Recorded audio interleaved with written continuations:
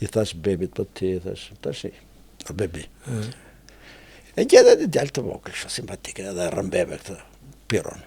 Po si më e nuk shfaqe një herë një inat me ty, si tërë burrat më gratë, e i vetëm bebi. Bebi. I kishe hedhur truti duke bërë humor. Bebi, pur fisnik, ta lëvdoj gruan se ai burr, ore të gjithë bëjmë çfarë thon gratë.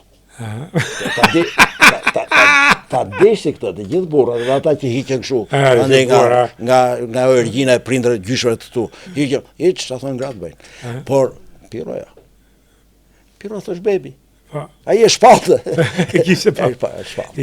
Kishte ishte marrëdhënie çuditëse të dy. Kështu që të mos e teprojmë, të themi, Shqipërisë i ka ikur një vlerë kombëtare, i ka ikur një aset kombëtar, i ka ikur një civil që nuk ndërtohet lehtë në këtë vendin tonë. Nuk ndërtohet lehtë në këtë vendin tonë dhe është shumë është i vështirë. Është i vështirë. Dhe Piro Milkani e ndërtoi vetëm.